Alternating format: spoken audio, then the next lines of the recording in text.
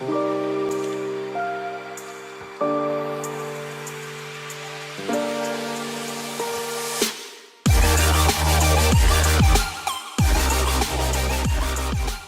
all, welcome to The Long Room, episode 3, and I've got a really cool guest today. Her name's Renee. And before I get started, someone asked me recently, Alex, why do you do this? And I think it's really important to share that we all enter the world the same way and we all exit the world the same way, but it's the journey that we take that defines us. More importantly, that defines our success.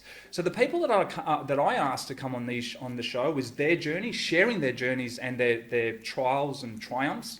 And today is all about leadership, especially the long road to leadership. So I'd like to welcome aboard Renee, but just want to give you a little bit of an insight as to who Renee is. She's an accomplished speaker, author, educator, mentor and coach who works with leaders and organisations and teams to energise mindset, communication and collaboration to lift culture and performance. Now, Renee started RG Dynamics more than 14 years ago and has had over 18 years of experience with what she does. Yep. But it's really important to share that she has helped a lot of individuals across more than 24 industries, and some of them are into engineering, telecommunications, FMCG, professional services, in government, and of course what this show is all about, which is the automotive industry. So she's absolutely obsessed with working with individuals and their teams to fulfill their potential, which results in increased performance and success.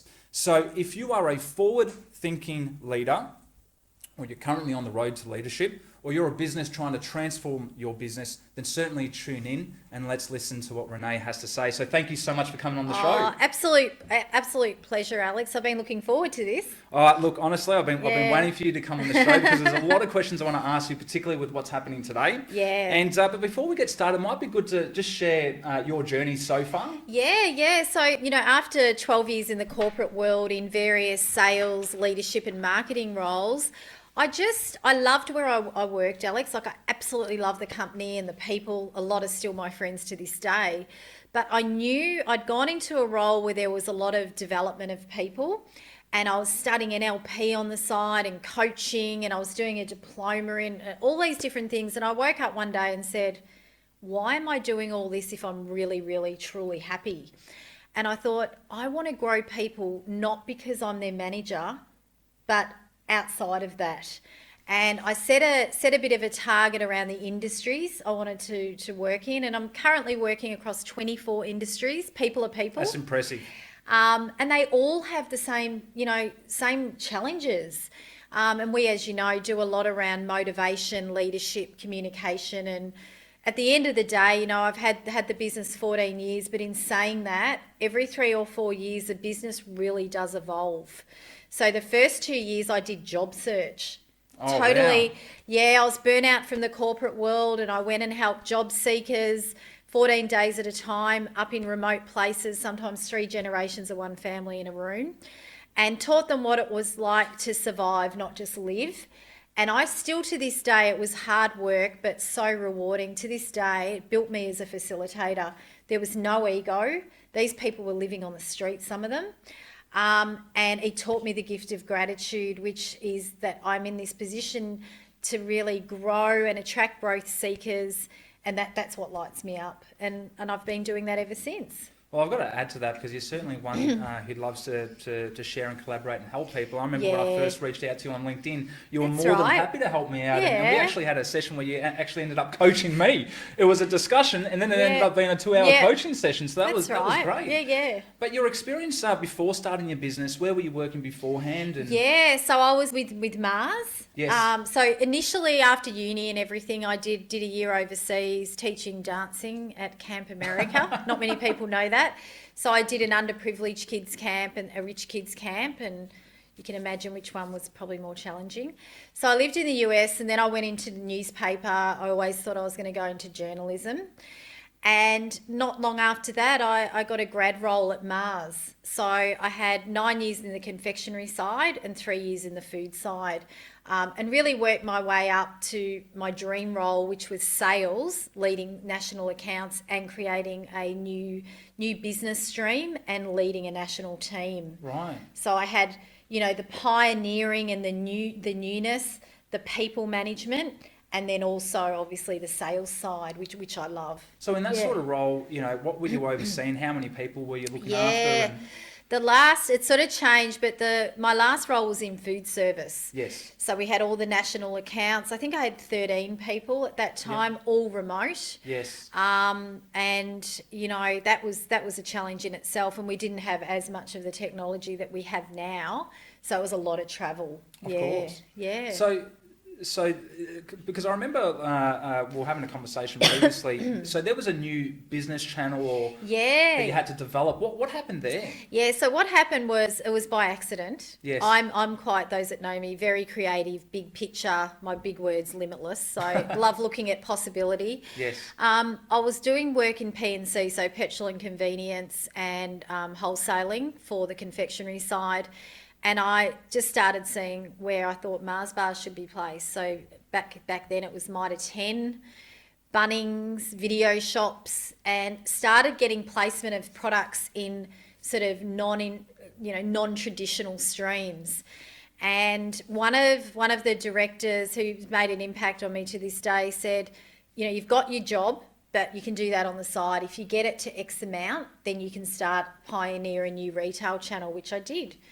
And it was amazing, and it was probably one of my favourite roles because it was pioneering. So we got chocolates into Flora. Then I built a team. Blockbuster Video. I know they've gone now, but Blockbuster, Village Cinemas, the Coke and Mars sleeve. So it was awesome. So this was literally from the ground up, right? Totally. And it's not like the business turned around and said, okay, Renee, we want you to do this now, focus on this. No. This was just sort of a side job. It was a side job, and then I think they knew with milk bars, as we know now, that you don't really, any milk bar's a cafe, right? Called the Milk Bar. Back then, I remember, they knew Costco was coming in.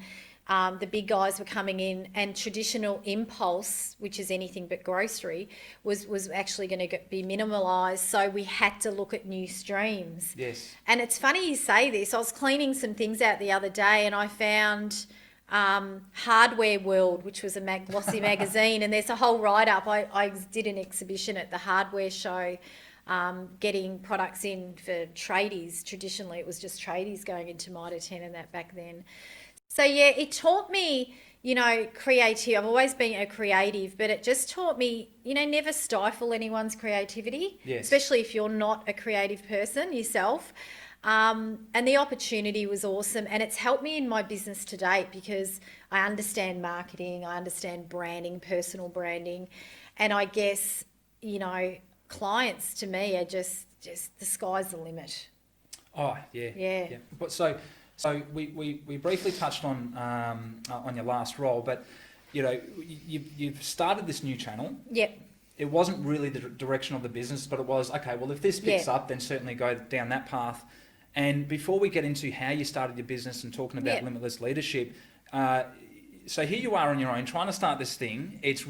So you've had to have internal leadership. How do you lead yourself? Yeah. And then it got to a point where you started building a team. Then it was external leadership. That's right. What was that like? What was the fundamentals for internal leadership for yourself? Good question. And to this day, my model's 3-dimensional leadership: lead self, lead others, and lead and influence decisions. And it's got to start with self. So everyone watching this, you're a leader, whether you have a team or not.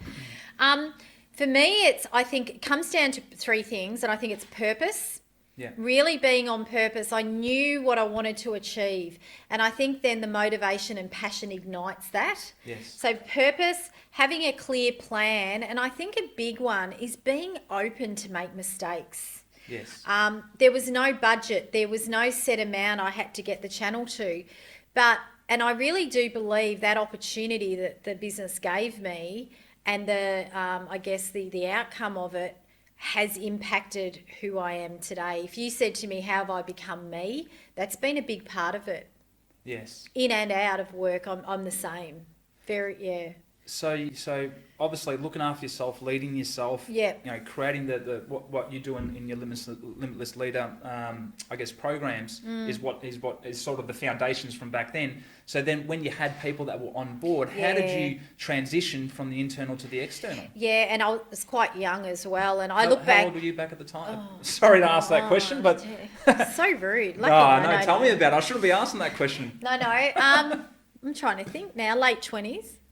Okay, wow. So you're Um, in that sort of position Yeah, late at that 20s. age. And I think a big part of it that helped me is I'm very tenacious and I don't give up.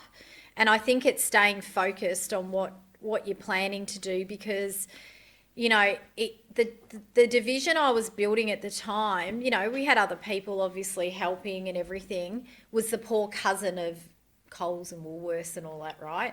So it's always, what's she doing? And there was no measurables because there was nothing to compare it year on, right? So I think it taught me, in answer to your question, to stay focused, back yourself. And it's all around your capability, your courage, and your capacity to do it. Wow. Okay. Yeah. Thanks for sharing that, Renee. Yeah. I think, and before we do get it, because I really want to get into the nuts and bolts of RG Dynamics and this Yep. business that you've been working on for the last more than 14 Yep. years. I remember when I think I was sort of 26 at the time, and I was already a sales manager previously, and then the business at the time bought this BMW dealership, and I came on board, and there was about 12 sales consultants. Yep. So here was this young person, 26, coming on board. And then I remember the first day I walked in, I had a varying degree of, I guess, demographics in there and age groups. Yeah. So, and everyone looked at me as in, who is this young guy and what the hell does he know? So, Yeah. how did you, because there's many, I guess, young leaders out there as well, how did you, I guess, combat that, particularly in that business? Yeah. Look, I'm a bit of a doer. I get asked that question a lot, and at the time I was one of 4 females in the channel. Yes. And I've never been that female male. I don't think it comes down to gender. I think it comes down to that, what I mentioned before, capability, capacity and courage. Whether you're a man or a woman, it doesn't matter, right? But I think it was, I had some strong leaders around me. I had some strong supporters around me. Obviously you had the people that were like, who's she, what's she doing? Is that just a fluffy little area of the business? And to this day, Alex, and I will share it, I've had some breakfast things I've run where I've had CEOs come up and go, actually, you're really clever. And it's sort of like, thanks, but I think it comes down, the key is backing yourself, getting a good support network around you, as well as I do, building and sustaining and growing strong relationships is key in and out of the business, and especially in your own business. And having a mentor or a coach. So back at Mars, I've been around coaching since I was 23. And you're not getting my age. So I've had a coach or been coached, and I'm a professional coach and have coached, we've just hit 5,000 coaching hours since I started the business. Yes.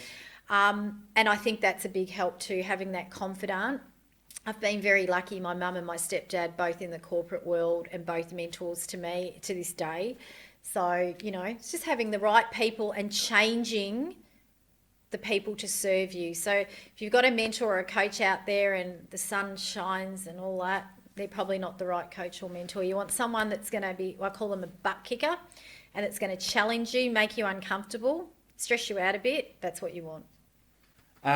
So changing people to serve you. Yeah. That's a really interesting statement, and I just want to sort of toe the line on that one. Yeah. So obviously it's great to have that as a to change people within the I guess department or business to help you and serve you. But can you define that a little bit more? Yeah. How would you do that? And outside. Yep. So everyone thinks you can have a formal coach or mentor, and in a nutshell, formal means you're probably paying that person, they've been engaged, the company's paying them. That's formal. You can have informal as well, which a lot of you listening right now, who's that first person you call when things go great or when the crap happens? Could be your partner, right?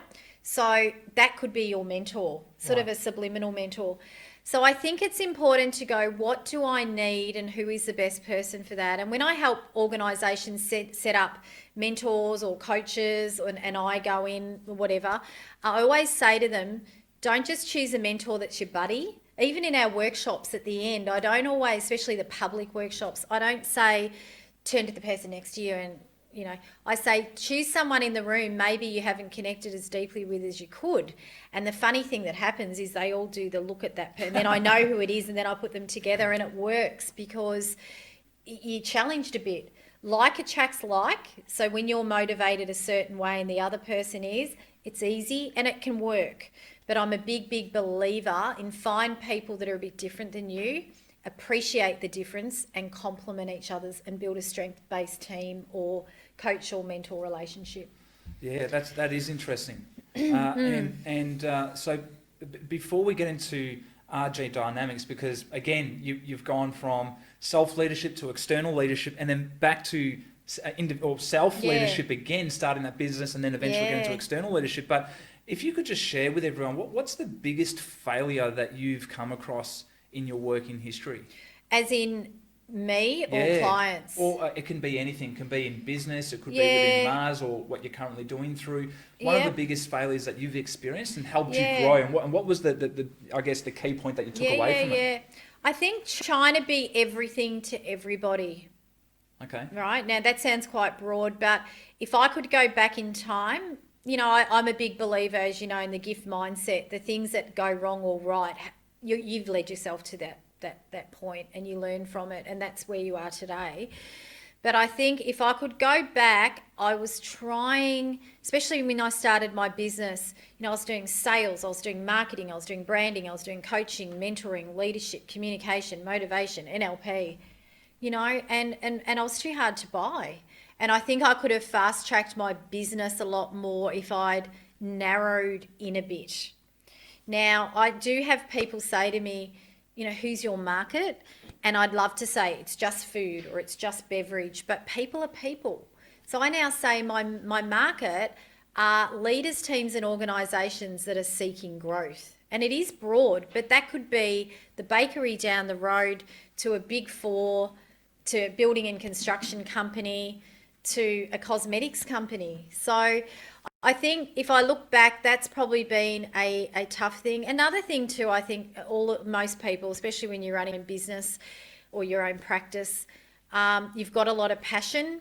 And I have my whole career, I have had, and I'm very open to say, a 90% focus on my work and my clients. I am so in service to my clients that I think that's something I've really noticed, especially the last 2 years, that you've got to have some balance and that your work, we're not a label.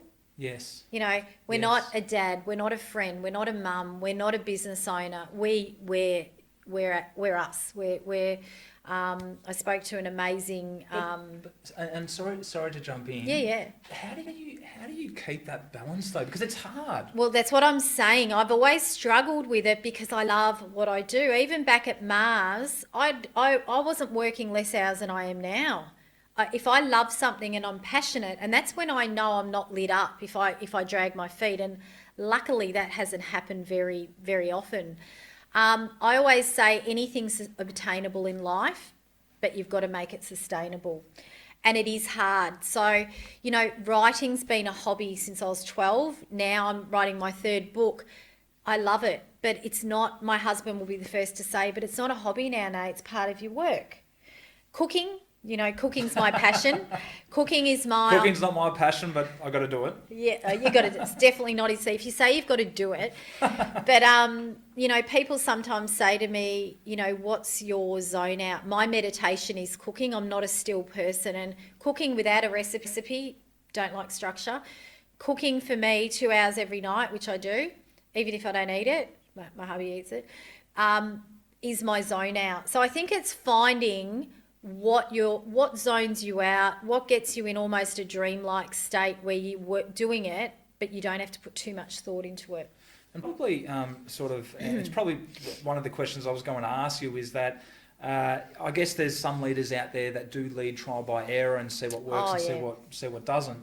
But I guess, throughout your experience as a leader, what helped you grow? What helped you improve? How did you re-energize yourself? Is it everything that you just mentioned, or could you elaborate a bit more? It's a lot of that. We're all leaders, so I still say, I've got a small team in my business, but I'm a leader in my field. Yeah, we're always going to be leaders of self, Alex.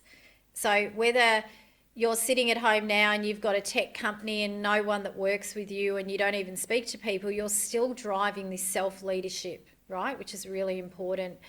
I think trial and error is the best way to go. I think the harder something is, the bigger the learning, the bigger the reward. Easy come, easy go, right?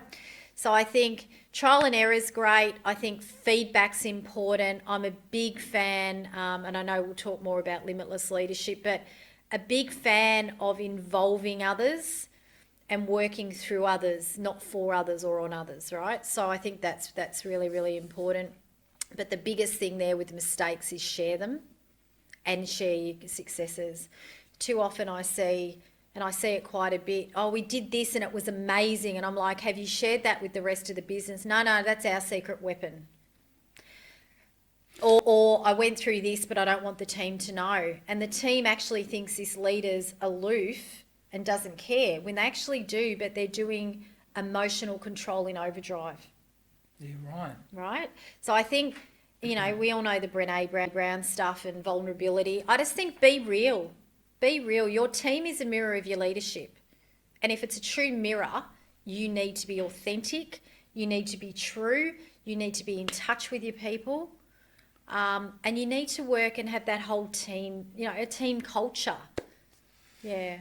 I think since I went on my own too, it's really interesting. There are people out there that want to share, and there are people that have got to keep their cards close to their chest, and I just don't get it. And I think that's just what happens in business and leaders too. But Renée, you went from working for someone and running a business and channel and growing that up, and then now you've gone to working for yourself. So how did you make that transition? More importantly, what drove you to be in the industry that you are today? Yeah, I've always loved self-development and helping others and being in service to others. So I knew, it's funny you say that. I got interviewed on something recently and they said to me, what did you want to be as a child? And I said, a nurse, a journalist, an author, and a performer.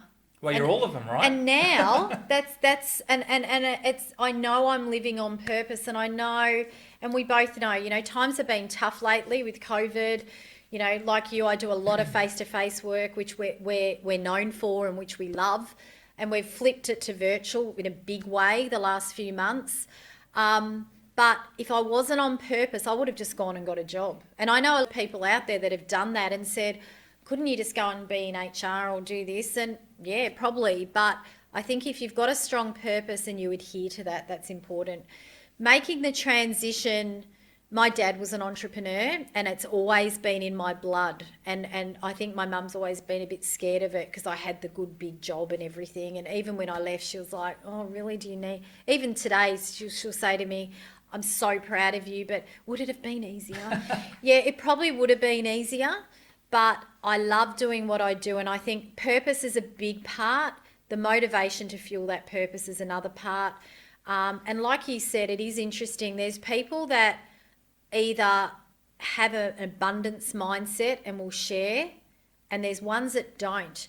And I think it's natural. We've all done it. I've done it. We go into this comparison syndrome. Yep, there's a lot of great thought leaders out there. But someone said to me once, they said, nobody is you.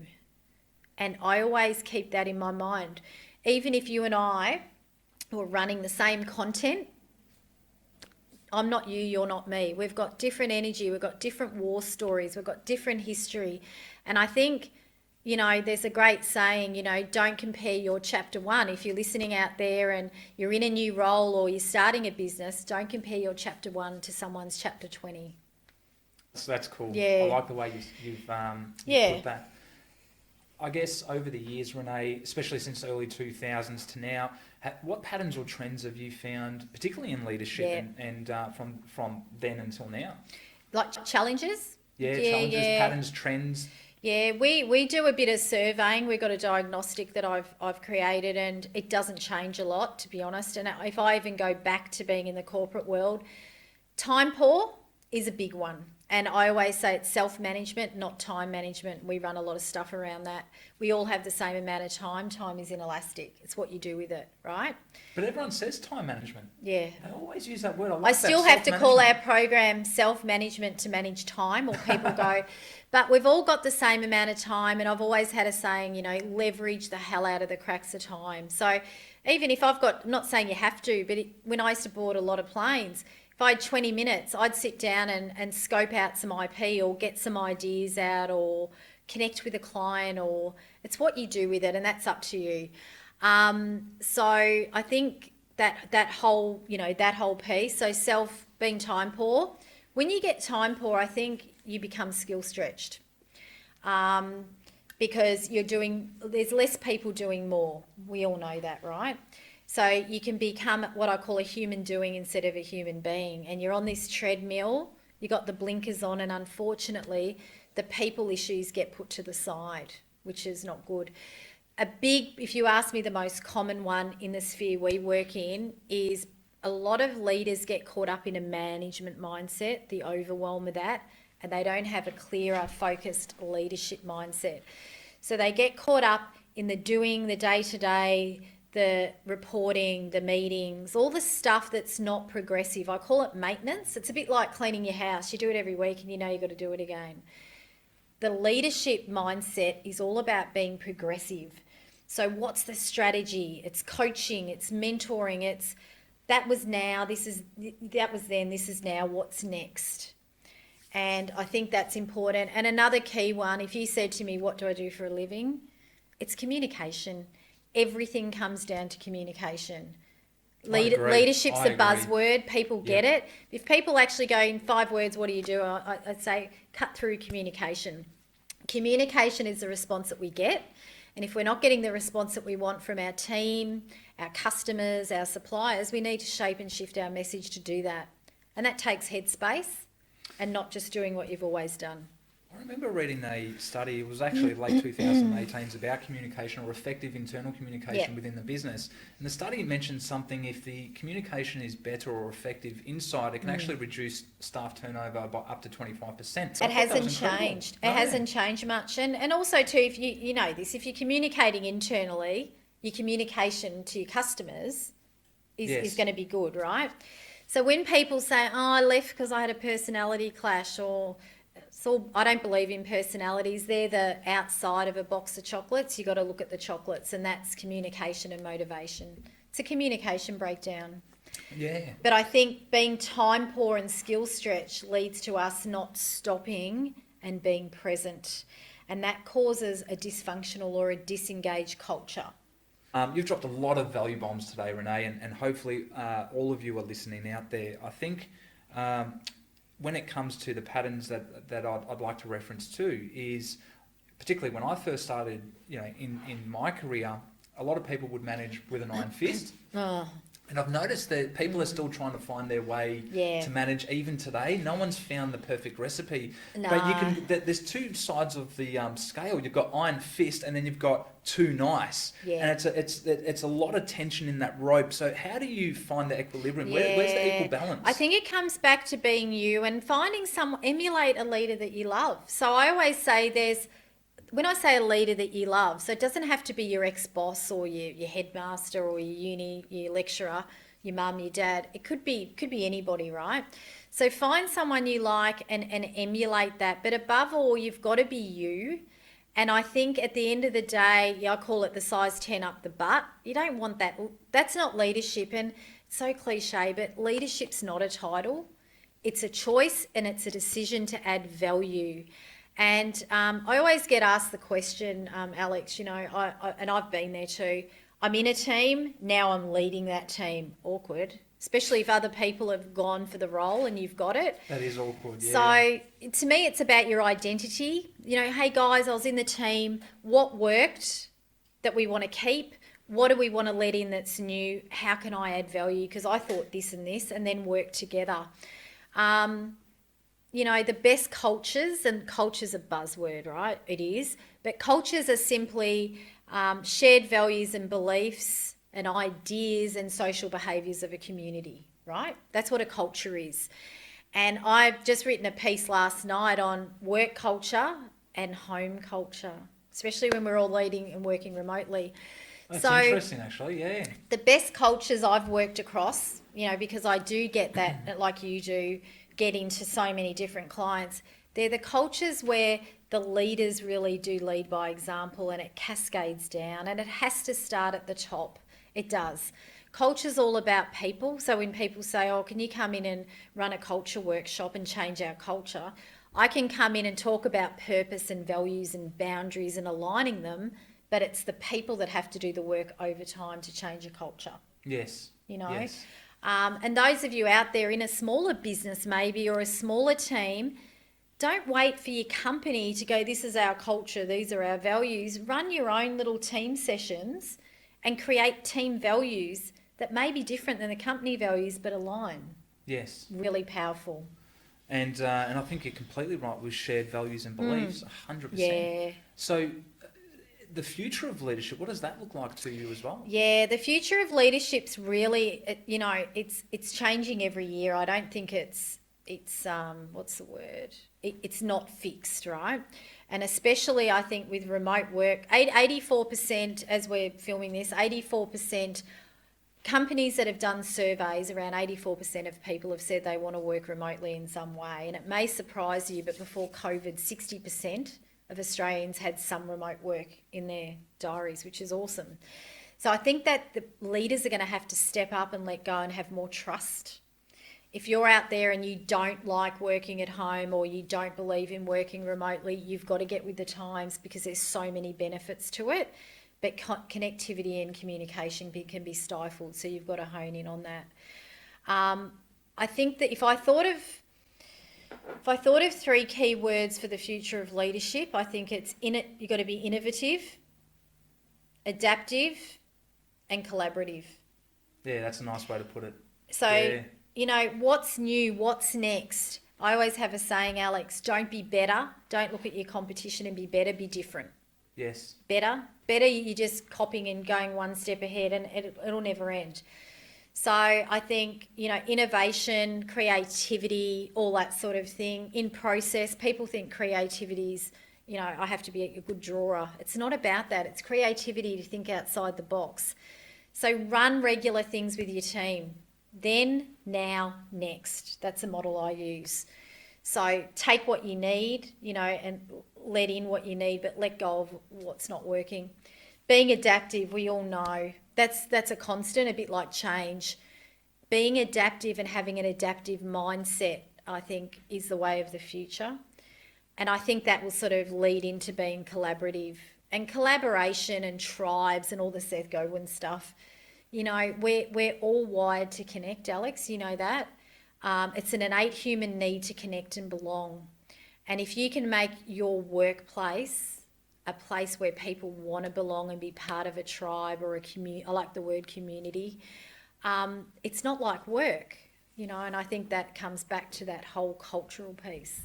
And I think we're tapping into what RG Dynamics is and what you do. So you've got this program called Limitless Leadership. Yeah. Could you share with the audience what that's all about? Yeah, so limitless is a word. I believe everyone should have a word for the quarter, a word for the week, a word for the quarter, and a word for the year. So that's another cool thing to do. So my word this year is connection, which is ironic. But I was just saying to you before, I feel over connected at the moment. Yeah. Because more time in the day not commuting has resulted in me doing 2 to 3 to 4 hours more work than I would normally do, and more connections.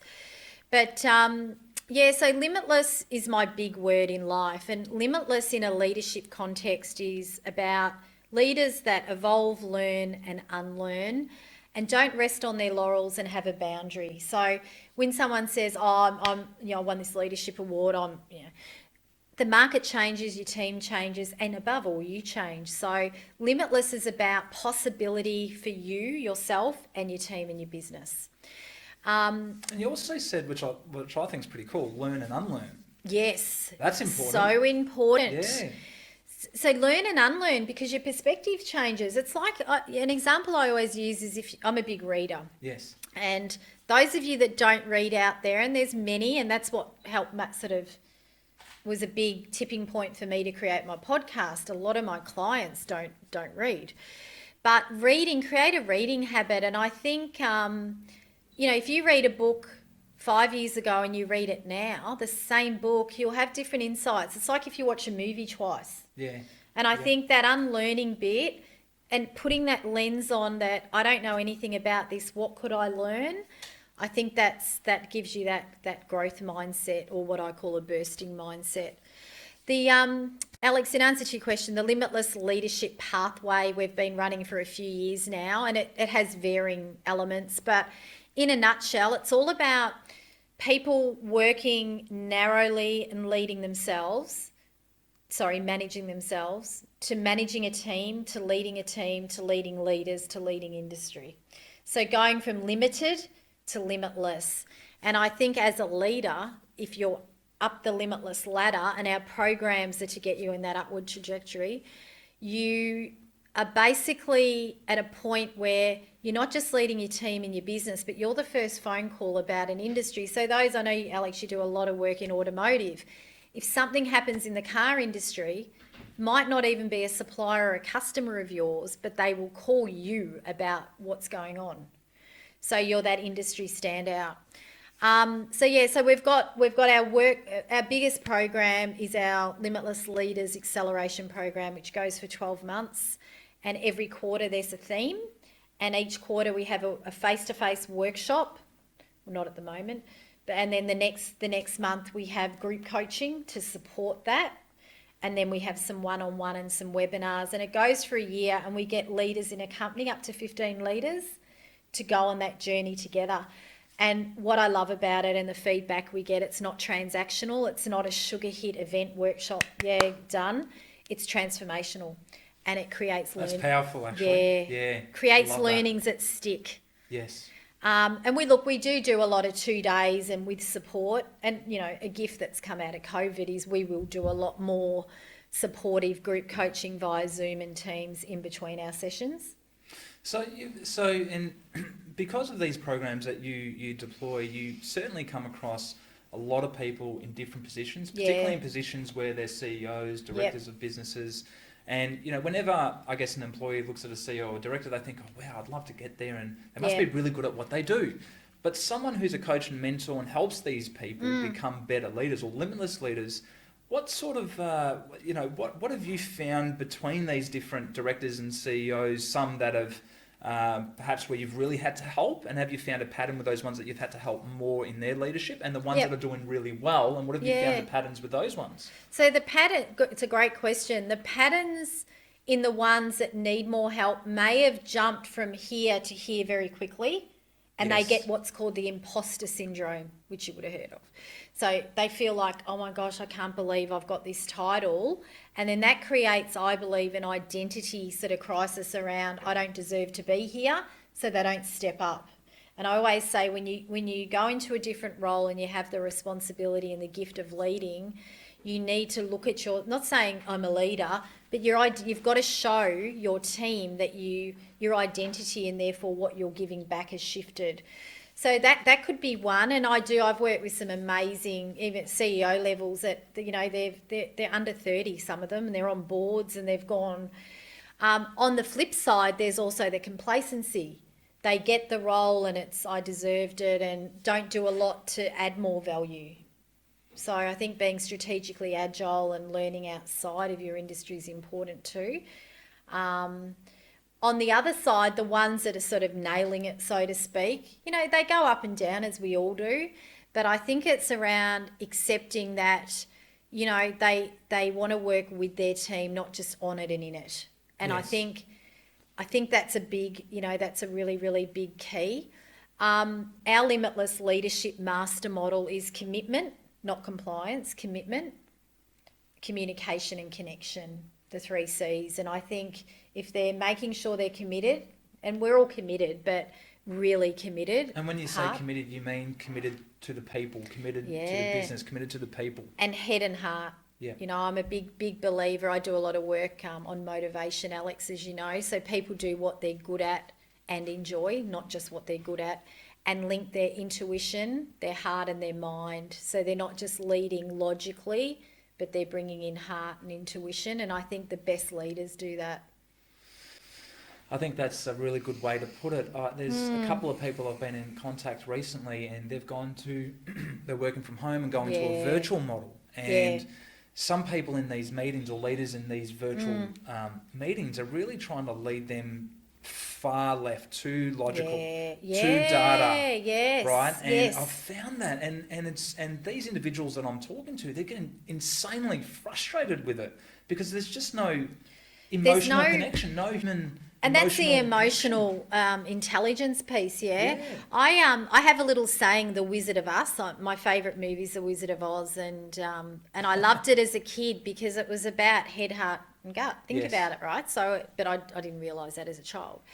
But I really think, you know, and in coaching, if I'm coaching someone, so I'm coaching you, Alex, and I say, "What are you thinking?" and you answer straight away, you're probably more at that you're in that logical mindset, whereas some leaders, I'll go, "So what, how does that make you feel? What do you mean feel? What I'm thinking is we need to do this."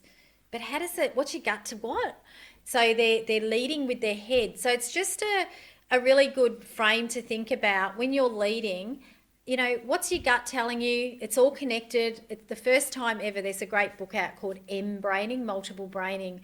And for the first time ever, they've studied the head, the heart, and the gut as one, not in isolation. Oh, wow. And yeah, so I do a lot of work around all that sort of stuff. And you know, ask yourself, what's my gut telling me? What am I feeling? What am I thinking? And go across those three areas, even when you're self-assessing, or as a team, guys, what do we think of this? How does everyone feel? Has anyone got any inkling about anything else? And then you're covering the three areas and you're pleasing everyone in the group, and not just coming across as the thinking head. That's powerful. Yeah. That's a really good way to put it. Yeah. So with our viewers out there, and hopefully many of them are leaders at the moment who have decided to tune in, I think for the leaders out there, what are sort of the key takeaways that you can share with them about limitless lead or becoming a limitless leader? Yeah, definitely. There's a few. There's a lot of them, I'm sure. I'm just trying. First one is always think about a leader that you've admired or admired virtually. You know, we all have, I say, virtual mentors. Yes. So we've never spoken to them.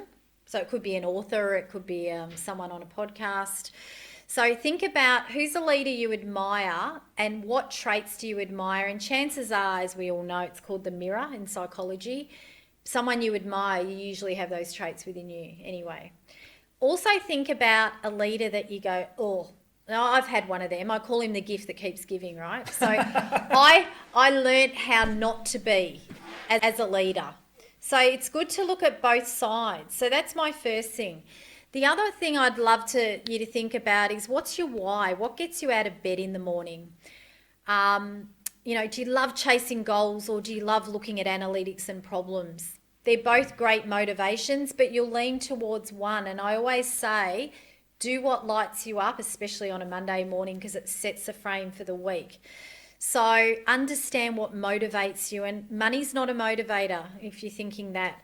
Motivations are things like people, future thinking, creativity, achieving goals, solving problems, you know, all those sorts of things. So we do a lot of work around that. It's not my tool. We use the IWAM tool, which is profound. And it looks at what motivates you and what language motivates you and your teammates so you can actually, you know, mesh. So really important, what lights you up. And Alex, I always think of, I'm very visual, a lighthouse. So if you think of light emitting out of a lighthouse, the light's coming from inside. Understand what's driving that. So the personalities, oh, the lighthouse looks really cool, but what's driving that light? What are the drivers behind that? So what are your drivers? So ask yourself, what gets me out of bed in the morning? What lights me up? And if you go, I love it when I have a customer, I know you're probably the same, when I'm with clients or customers, that lights me up. So I make sure every Monday I'm in facilitating. Yep. I love thinking and I love writing. I do all that at night. That would not light me up doing that Monday morning at 7 a.m. So find out what lights you up, and above all, what lights your team up. Well, that's why I wanted you to come on the show, Renee. You've got so much to share with We could everyone. speak for a day. Well, definitely could. And that's why I wanted you to come on the show, because there's a lot of, like I said before, value bombs that you're sharing with everyone. And hopefully they took them away, wrote them down, and try and implement them. I certainly did. But I've got to ask this question before we exit the show, right? And, what's the question? Well, the question's this. Everyone who comes on the long room, I ask them, well, what's your long game? What does the future look like for you, Renee? So I think my short games will lead to my long games. Okay. And my long game, I should say. I'm one of those people, I think way ahead.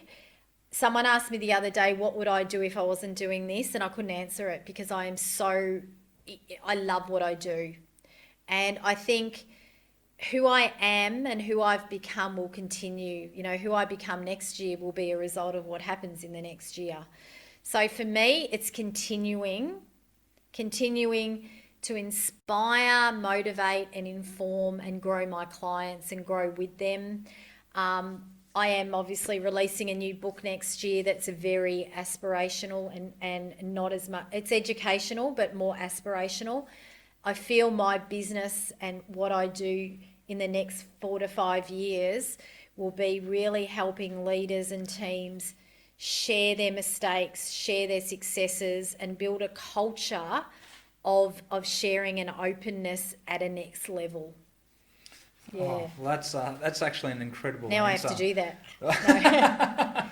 I like the way you put it. It's all about my short game that will lead me to my long game. Because obviously we had a quick chat before this, and it's been awesome, because it's just been a really, on the fly interview, which I love.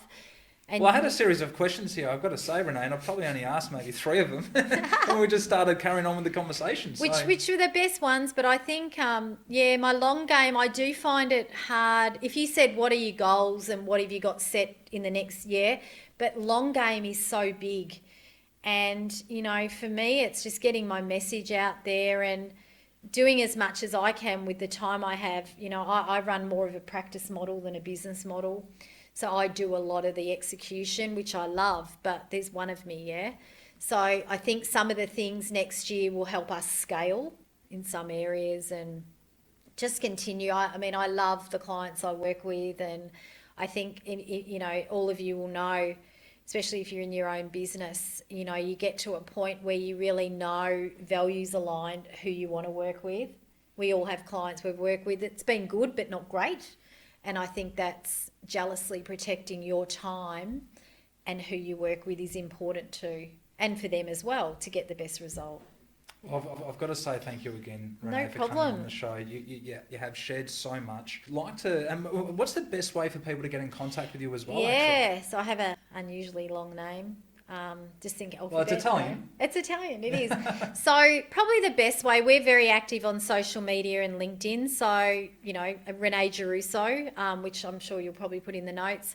And our website's reneegiarrusso.com. We also have a podcast, which I look forward to having Alex on, called the Limitless Leaders Podcast. And that's on Spotify and Apple and on our website.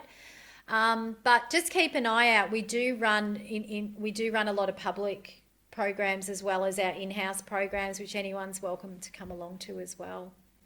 And I actually just want to say this. I have attended some of the programs that Renee has, and it's not always about charging the person in front of you. It's actually genuinely trying to give value back, and that's what I love about Renee, and that's why even Renee jumping on the show today, it was no worries, I'll be there. So thank you so much for coming on the show again today. Say thank you to the audience for tuning in, and we look forward to seeing you on the next episode. Thank you. Thanks for having me. Thanks, Renee.